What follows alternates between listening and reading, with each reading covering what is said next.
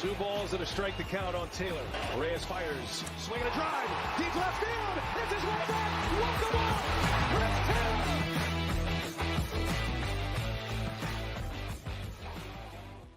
What's up, everybody? Welcome into DodgerHeads, presented by DodgerBlue.com. My name is Jeff Spiegel, joined tonight by Matt Moreno, joined by a bunch of folks joining us on Twitter. And Matt, it has been the day that Dodger fans were hoping for. Cody Bellinger is gone, Tommy Kahnle is gone, Andrew Heaney is gone, and the Dodgers haven't really done anything. Clayton Kershaw is back, Shelby Miller is back, is in, and that's about it. People are frustrated. Are they right to be frustrated, Matt? I think a little bit, and I know usually I'm on the other side of the coin and saying, be patient. Dodgers typically have a plan, especially with Andrew Friedman, and I think there still is some truth to that, but it's honestly getting a little bit more difficult to sort of see where they're going to go because just the sheer number of options are reducing, and it doesn't seem like the Dodgers really want to spend a ton of money. I think even you would probably agree that the luxury tax threshold seems to be a very real thing for next year. And my expectation is the Dodgers are going to get right up to that line without going over and just see, where that takes them. Yeah, I agree with you. It's not ideal. Nobody here is advocating for the Dodgers to stay under that threshold. If it were my money, I would totally understand wanting to stay under that to reset the tax. That all makes sense to me. I guess I just don't understand the animosity. Like when I look on Twitter, it's like people are ready to throw in the towel on this Dodger season. And I said the same thing on our live show last night, and I'll keep saying it. The roster as constructed is very, very good. One of the 5 or 6 best rosters in all of baseball as constructed, I believe. And we believe, you and I both believe, that they're going to spend about $45 million more money than they currently have. And so if you're telling me that at some point between $30 and $45 million are going to get injected into this roster, and if it's a trade, then that money's going to go a lot further than it currently does, not to mention some top prospects like Miguel Vargas, who are going to be making an impact potentially, hopefully, this year. I understand how somebody could look at this year's roster and say, well, look at all the guys who are gone. This is bad. But you have to remember where you started. Like, if you started at 111 wins and got a little bit worse, you're still incredibly good. This wasn't a 500 team that has gotten worse. This was arguably the best regular season baseball team of the last 50 years. Yeah, that's certainly fair and a great point. And, the Dodgers could make maybe 1 or 2 moves here or there before the season starts and still, like we discussed last night, still be favored to win the NL West. I think the problem is that's not the goal anymore. And as much as, not having the most talent guarantees a World Series win, because we just saw that, you still would like to have more talent than not have it, right? And totally. And the Dodgers, yes, they have they have prospects that the organization, that the baseball industry as a whole are very high and bullish on, but it's still unproven talent that you need to see, how it's going to translate to the major league level. Not everybody does, and that's just the way it goes. And so I can see both sides. I think honestly at this point, my expectation is that if the Dodgers are going to make any sort of splash, it's probably going to come through a trade, because in terms of, I guess potentially signing Carlos Correa, Dave Roberts made some interesting comments at the winter meetings, and he was asked if the team has taken into account potential blowback from it if the Dodgers were to sign Correa. And he said, the organization cares about winning, our fan base cares about winning. And, we haven't really discussed the narrative of what the reaction would be. Xander Bogaerts is still out there, obviously, Dansby Swanson. So there still is talent, but again, it's just hard for me to see. The Dodgers haven't spent necessarily on some of the high-end guys that you would have thought, okay, if they're really going to spend money, then they would have done it already. Yeah. I guess my counter is, who has come off of the board that the Dodgers were going to be in play for? I think Trey Turner is a guy, but I think we are skeptical of that. And I think you could make the case that the 2 best shortstop options, when you factor in everything else, are still on the board. And Dansby Swanson, also still on the board. I don't think he's one of the best options, but he's still out there. I wouldn't touch the DeGrom money that he got. That's an easy pass for me. I think the Verlander money is a pretty easy pass for me. I wouldn't have hated the Verlander deal, but so Bellinger, people are mad. Bellinger signed an $18 million deal with the Cubs. Good riddance. The Dodgers said no to that deal already. Tommy Kahnle is gone. Okay. Tyler Anderson really is the only move that frustrates me that has happened.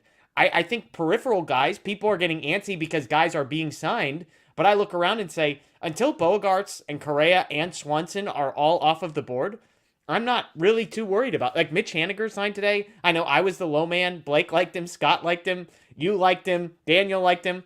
I didn't like him. I didn't necessarily like him. Yeah, I was with Daniel. You. Maybe not as low as you maybe, but I was definitely more your side than with Daniel. So like these guys move and it's like, okay, fine, like good, like I'm glad he signed with the Giants. Let them spend their money on Mitch Haniger. So until the main targets, which to me is still shortstop, there isn't really anybody else out there. I mean, Rodon is still technically in play. Like, so if Rodon, Bogarts, and Correa all signed somewhere else, and Judge, that should be mentioned, and Judge all signed somewhere else, then I think we can start having a conversation. But even then, the Dodgers could just resort to a trade. They could go trade for a Brian Reynolds. They could try and make a move for Tim Anderson. There are guys out there that they could acquire. And so I just think it's take a deep breath, Dodgers fans. Freddie Freeman came late in the process last year. It didn't happen as quickly as we wanted it to, but it happened. Andrew, I guess I'll land the plane here, Matt. Andrew Friedman has done nothing to lose the benefit of the doubt. He literally just put together a team that was the greatest regular season team the Dodgers have ever seen. And here we are 6 months later, and because Cody Bellinger signed with the Cubs, we're all panicking and throwing around the Dodgers are tanking and they don't care and the Dodgers suck and they're going to finish fourth in the division. I don't know. It doesn't add up to me. In Andrew Friedman, I trust. Period. End of sentence. Yeah, I wonder if somebody's going to clip you saying Andrew Friedman has done nothing and just loop that over and over and over again, because I know he's got a lot of detractors out there. Right? Why are you giving people ideas? I'm just saying, if that ends up out there, it would be pretty funny. I agree with you, and there is definitely merit to that. And I think, though, for me, and it could be an individual thing, I feel the Dodgers should have definitely signed one of Heaney or Anderson, preferably Anderson. But once he was gone, I think you needed to put a little bit more of an emphasis on maybe retaining Heaney. And at that contract, I mean, fine, it's a little debatable, but also it could end up just being the 1 year, right? And so then that also applies with Chris Martin and Tommy Kahnle. I thought they would have kept one of the two. And I think if you wanted to try and, make a preemptive move before the market maybe kind of got to the level that it's at, then I think that would have been smart. I think maybe the Dodgers played it safe, and then Martin got paid and Kahnle got his deal. And so then at that point, they weren't necessarily willing to match that. Yeah. That's just where I stand. And I do agree, there is, the Dodgers, it could happen tonight after we're done recording. It could happen tomorrow that, hey, they've signed a top shortstop, and that ends up being a pretty significant move because it addresses the big need, even though Dave Roberts said again tonight that they're not at the point of saying Gavin Lux is their starting shortstop, but if that is going to be the case, they're comfortable with that. Yeah. I guess if they sign Xander Bogaerts tomorrow, it will be a successful offseason. Can we just pause real quick? Will Smith, Freddie Freeman, Gavin Lux, Xander Bogaerts, Max Muncy, Mookie Betts, James Outman, Trace Thompson, Chris Taylor, Miguel Vargas. If those are your 10, Michael Busch, Austin Barnes, if those are the 12 guys that I go to battle with on offense, on defense, I feel good about that. If you give me Urias, Kershaw, May, Gonsolin, and then Pepio /Stone /Miller /Grove /Jackson, I feel good about that. If you give me Phillips and Vesia and Almonte and Ferguson and Gratterall and Shelby Miller and all those, I feel good. I don't understand. That we're literally one move away from the Dodgers having the best roster in baseball. To me, this isn't. I mean, I understand what we're comparing it to. We're looking at the ledger, and there's a lot of red on the ledger comparing this year's roster to last year's roster. But I would just say, stop looking at the last year to this year comparison and just look at who is there. Again, both of us believe they are going to spend a large majority, if not all, of the $45 million that they have remaining. Look, I was sort of joking about Justin Turner, but if they sign Xander Bogaerts and Justin Turner, are people going to be mad about this offseason? I just don't get it. Yeah, those are great points. I think the only thing I would sort of push back on, I'm seeing it a little bit in the comments as well, is I'm concerned about the starting pitching. And okay, the potential is there, and Dave Roberts did say Bobby Miller is somebody who's going to make his MLB debut in 2023. He even mentioned Gavin Stone, but also it's those guys. They're not going to be like, neither one of them are going to be in the rotation from opening day to the end of the season. Like, it's just not going to happen. So you need to cover up a lot of starts, and that's even with Clayton Kershaw being in the rotation. We have to account for him probably missing 2 or 3 weeks just with his bad back. You hope that Tony Gonsolin will stay healthy after dealing with some forearm trouble last year. Seeing my face on it, it's jarring. Dustin May, he needs to, I'm confident that he can get to the level that he was at before his Tommy John surgery, but he still does need to get there. And so that would be my concern is, yes, that you can't compare this upcoming roster to last season's because it just changes all the time. I think one thing is this is the most change that the Dodgers have experienced in recent memory, and so that can be a little unsettling for fans. But then I do believe that there is some validity to having concerns about the rotation. How many people were fired up about Tyler Anderson 12 months ago? How many people were fired up about Andrew Heaney 12 months ago? Like, to me, and this goes back to, I know I got crushed in the comments. I'm here for it. I just did the live Lakers watch along. I did the live post-game show. The Lakers got whooped. So I'm a little worked up tonight. But like people saying, oh, all this regular season stuff, who cares? They didn't win. Yes, that is true. They did not win the World Series. Is anybody making the case that they did not win the World Series because the roster was not good enough? Like, they didn't win. Yes. But like, did you have a problem on day 162 of the regular season to say this lineup isn't good enough to go win? That was the number one offense in baseball over the largest sample size. Was the pitching staff not good enough? It was the number one pitching staff in all baseball over the largest sample size. And so, we could get into a whole side tangent about how to win. But my point is, the Dodgers, when I look at the larger sample size of Andrew Friedman's time as a Dodger now, consistently he has made moves that have surprised people. Consistently he has gone and worked around the margins and found ways to make the team better without needing necessarily to like make the huge splash. I mean, that was the thing. Like, prior to Freddie Freeman, do you remember who was the biggest free agent signing that the Dodgers had under Andrew Friedman? It was AJ Pollock. Yeah. So, I mean, like, here we are in free agency and we're freaking out because they haven't signed anyone. And this is not Andrew Friedman's MO on one hand. Now, as far as pitching goes, here's what I would say. Again, who have they missed out on? Like Tyler Anderson, Andrew Heaney, those are the two names we mentioned. But if we're being honest with ourselves, if those guys weren't on other teams and the Dodgers had re-signed them, would the chat be firing off right now saying our pitching staff's great, we feel good about things? No, it'd probably be people that crapping on Tyler Anderson. You know what I'm saying? Like, I just think like there's an antsiness that I get. And this is where I want to empathize with people. There's an antsiness because other people are doing things. It's like you're at Christmas and he opened a present and she opened a present and he opened a present. When do I get to open my present? That's where we're at as Dodger fans right now. I just think I'm normally the overreactor, which is why it's funny that I'm the guy that's saying calm down, because I'm normally the one that needs to cool my own jets. I just think there's plenty of time left. There's nobody that has come off the board that is like a massive difference maker that the Dodgers were in on, as far as I'm concerned. And so I didn't want the DeGrom money. I didn't want the Verlander money. And at that point, if you're telling me like Andrew Heaney is going to be the difference between winning a World Series and not, like whoever they sign, I'm just going to trust that they'll figure it out.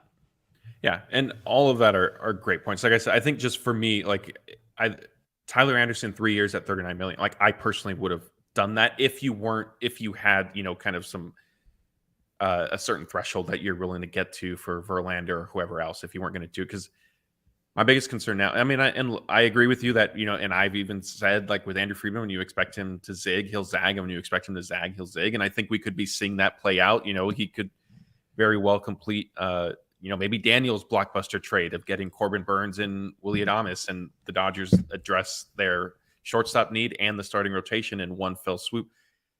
So it could still work out, but I guess my biggest concern is the tea leaves so far kind of scream like, hey, we're going to be very conservative with our approach. And I just wonder if with the way the market is going this offseason, what is that going to end up getting them? Like your dollar isn't what it used to be. Yeah, no, I agree. And I mean, part of me is like, hey, they spent all the money last year and it didn't work. So is the solution to spend more money? Like to take whatever last year's payroll was and spend an extra $50 million on top of that? Like, if the regular season doesn't matter, if winning 111 games isn't the most important thing, I don't know. Let me do this, Matt. Let me come to you real quick. I mean, we did our offseason plans last night, excuse me.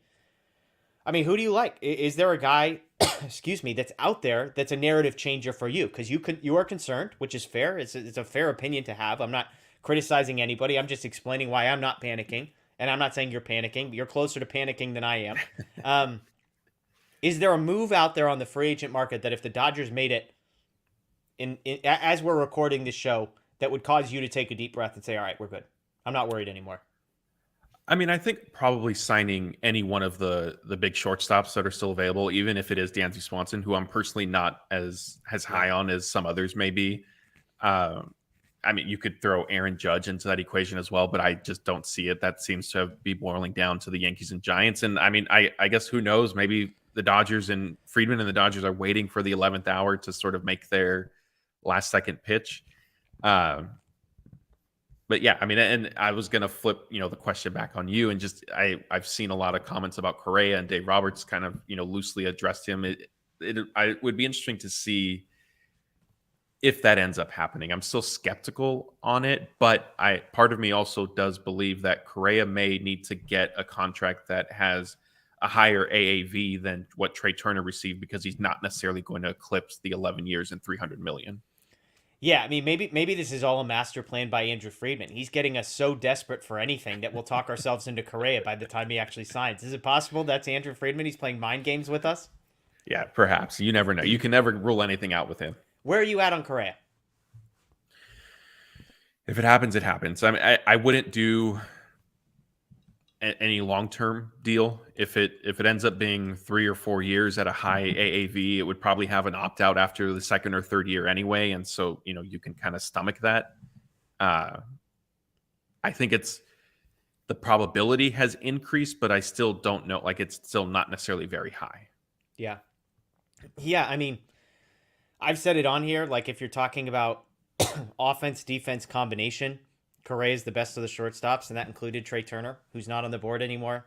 But you've just got to sort of reckon with the Astros piece of it. And I laugh knowing that the Padres and Giants are reportedly both interested in Correa, because, man, throw him with Tatis and Machado down in San Diego, and that would become the most hated team like in Dodgers history, I think, from Dodgers fans towards the Padres.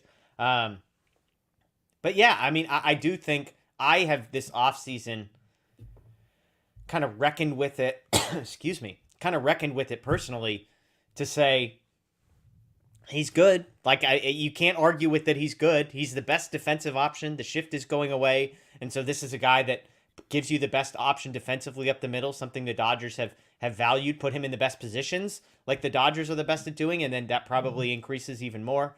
We know what he's been offensively. Consistently, he's been very good. The injuries are the concern. We threw up the numbers over a 5-year period.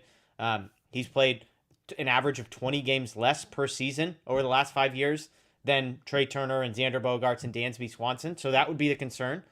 But to your point, like, he signed a 3-year, $100 million deal a year ago with a bunch of opt-outs. Is it possible he would sign a 3-year, $130 million contract this time around with more opt-outs, or something, 4 years and, $150 million, that type of thing? It would be interesting. So I wouldn't like it personally, but as far as on the field performance, it would make sense. I could talk myself into it. That's why Bogaerts I keep coming back to, because he feels like the best of both worlds. A little bit better than Correa offensively, worse defensively, but better health, less money, less years, and not Carlos Correa, not the former Houston Astro. So who knows? I mean, I know there's lots of people in the chat that I think the Correa one is probably the most divisive issue. But it's interesting. Some other rumors that are out there. Andrew McCutchen is a name that's been floated. Matt, does that name, I saw some stat about, I think it was his sprint speed. Like, he was still in the 92nd percentile for sprint speed at age 56. So that's pretty good. Are you into some Andrew McCutchen stock? Yeah. I mean, I guess if he's like kind of the 1 or 2 final roster moves that they're going to do, like, I could be talked into it as, outfield depth coming off the bench. I think he did okay against left-handed pitching, which is somehow, like we talk about and sort of joke about every single year, the Dodgers find themselves looking for a right-handed hitter to offset lefty pitching. But I mean, other than that, like if they go and sign McCutchen tomorrow, I think the fan base may revolt just because it'll be like, what are you guys doing? Clayton Kershaw, obviously that signing speaks for itself, but Shelby Miller didn't really inspire too many people. And if you're going to follow it up with McCutchen, I don't know if it would go over well. And not that the front office thinks that way. I'm sure they're not sitting there saying, well, if we sign McCutchen, are the fans going to, are we going to get positive tweets or are we going to get negative tweets? I don't think they care. But, it could be okay. Yeah. 90th percentile sprint speed for the 36-year-old Andrew McCutchen. Yeah, I mean, you said he hit lefties better. He was a 50-point higher OPS against lefties, but that was 737. So at 36, it's like you said, is he a bench bat or is he your starting left fielder? If he's your starting left fielder, I'll just take my chances with Outman, Trace Thompson, and Chris Taylor, Miguel Vargas, and that two of those guys can figure out how to play the outfield and hit at the same time. The other bit of news from the Dodgers today, we kind of hinted at, Bellinger is gone. Kahnle is gone. Heaney is gone. Let's start Bellinger to the Cubs. The Cubs were a team that was connected.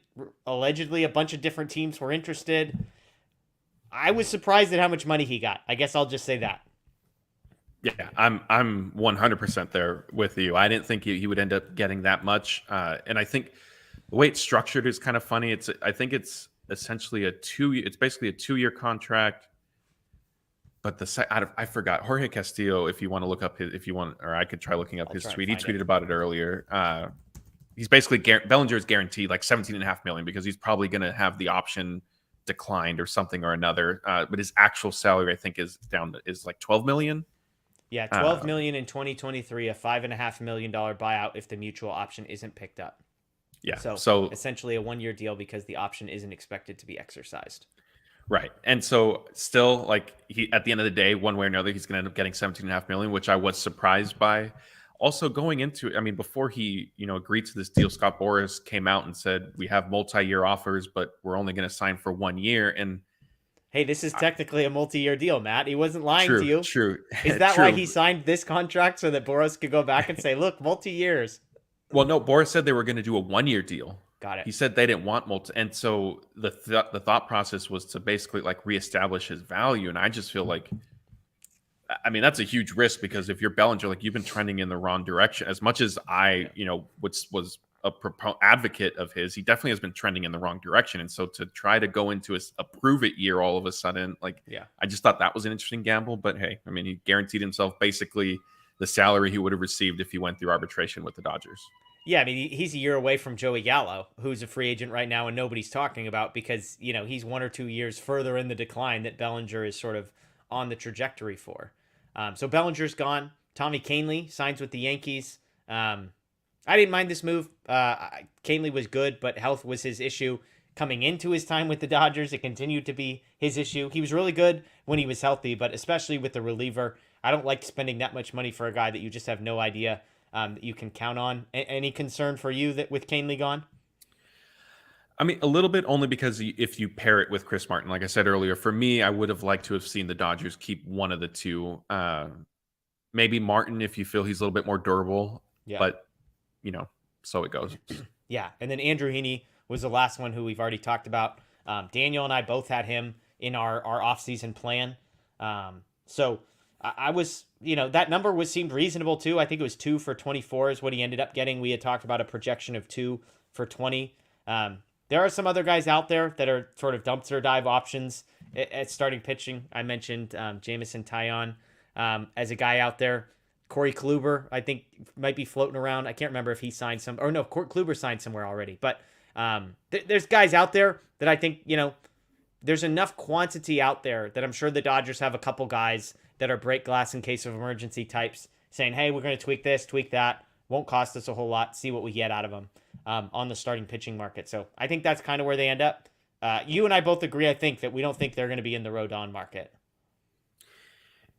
Yeah, I mean, I don't see it short of if it just like kind of collapses from underneath him and all of a sudden he's scrambling to sign, a shorter term deal. But I don't see them going 5, 6, 7 years for Rodon or frankly any pitcher. And I don't necessarily disagree with that approach. You have a lot of young guys coming in through the pipeline, and so I'm okay with that. Yeah. Okay, last one here. and this is from Jack Harris of the LA Times. Let's close with this.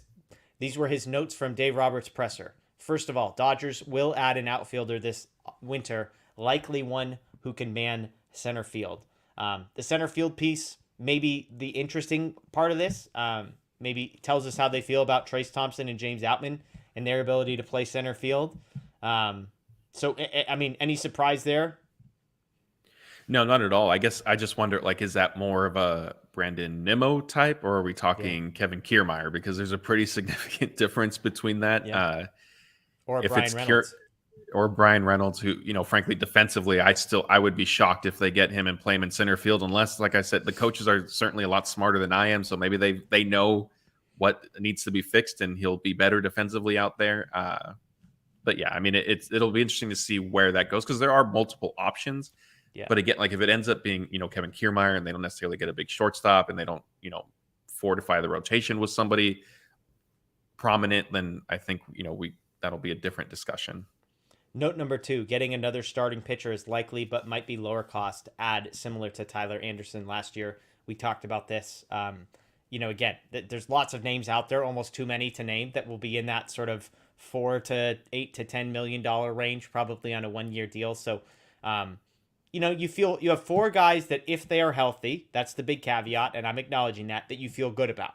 I think the 5th spot is currently left up to a bunch of prospects, and then that's also trusting May, Gonsolin, and Kershaw to give you, 20-plus starts this season, which I would be surprised if all 3 of those guys gave you 20-plus starts. If 2 of the 3 gave you 20, I wouldn't be, surprised on an individual basis, but for all of them to stay healthy seems like a stretch. So that piece, not all that surprising. The last note he has is not a reach for 5 to 6 prospects, Vargas, Miller, Stone, Pepio, etc., to, quote, impact the team. And this is kind of where we landed it last night. I was saying the issue isn't that I don't trust the young guys. The issue is how many of the young guys can you trust to all contribute at the same time? Like, if you said, hey, the Dodgers just need one of these guys to go off, great. But as it currently stands, between Outman and Bush and Pepio and Vargas and Miller and Stone, those are 6 guys that you're looking and saying, all right, we probably need 2 of the hitters to figure it out, and we need probably 2 of the pitchers to figure it out as currently constructed. That's a lot to ask, to have a hit rate on those prospects, and for them to be ready, some of whom who have never sniffed the major leagues yet, for them to be ready on opening day to make contributions. Yes, I think some of those guys could make an impact, but would I bet my season on 3 of the 6 making an impact, at a positive impact this year? That feels like a stretch. Am I off on that? No, not at all. And I completely agree. And that's my concern as well. And I don't want to be too redundant, so I'll take it kind of in a different direction and apply it to, Dave Roberts saying we're going to probably sign a starting pitcher similar to what we did with Tyler Anderson. Like, it's a different set of circumstances this year with the rotation. Last year, the Dodgers had a surplus of starters. You were planning on Dustin May also coming back at some point. Whereas now, I think you need a more prominent, established starting pitcher, because the depth just isn't there yet. And like I said, and like you kind of alluded to, the odds of Bobby Miller coming up for the majority of the season and pitching well, and or Gavin Stone doing that, like, it's not high. And maybe Ryan Pepio takes a step forward in his development, but like you said, you're counting on a lot of moving parts to pay off, and that's just a risky proposition. Yeah, and keep in mind, there's also the service time manipulation that could go on. Like, you don't want Bobby Miller to get a full year of service time. You don't want Gavin Stone to get a full year of service time. Even Vargas and those guys, if you can keep them down for a quarter of the season, we're not advocating that as far as, like, for those guys it sucks, but the way that the rules are constructed, and they've tweaked some things, those are the types of things Andrew Friedman is thinking about. And so, do I think Bobby Miller and Gavin Stone are going to be guys that maybe we see on, like, day number 41 of the season rather than day number 1? Wouldn't surprise me, in which case they're going to need some folks to bridge the gap until then. So, anything else from today? Again, sort of a busy day around Major League Baseball, but a quiet one for the Dodgers. Not too much. We didn't get to it yet. I think we'll save it for another video. Dave Roberts made some interesting comments about the Padres dugout having more intensity than the Dodgers did during the NLDS, and he took some responsibility for that. And I thought that was one, like, not telling, but he's usually, I think he'll admit his faults, but he won't typically, like, kind of criticize his team, at least publicly, and that was doing it. But I think it's a sentiment that a lot of fans will sort of agree with, and really quick before we get out of here, hopefully I can find the comment. Somebody was asking how the Padres have all this money because they were, I think, referencing the Trey Turner offer and stuff like that. I can answer that just by all the Dodger fans driving down to Petco Park during the regular season and filling their stadium. There you go. Yeah, I mean, remember, there's no salary cap in baseball. So any team could spend whatever they want. They're just going to get taxed out the yin-yang for it. And, but yeah, Dodger fans are funding by filling the stadium. They're funding Tatis's contract and whatever else they send there. So, hey, folks, we appreciate you hopping on with us this impromptu Tuesday night live show. Those joining us via podcast or YouTube the day after, thank you so much. Please subscribe, ring the notification bell. As always, follow DodgerBlue.com, DodgerBlue1958 on social media. But most importantly, make sure you subscribe, ring the notification bell here on YouTube, because as soon as there is breaking news, we have it first. When Kershaw signed, we had the first video put up, letting you know about it, letting you know some of the details. So make sure you subscribe, ring the notification bell here. And if you've got thoughts on the offseason and your disappointment or your trust in Andrew Friedman, let us know in the comments below. That's Matt. My name is Jeff. As always, thanks for joining us. Enjoy the rest of your night. And of course, go Dodgers.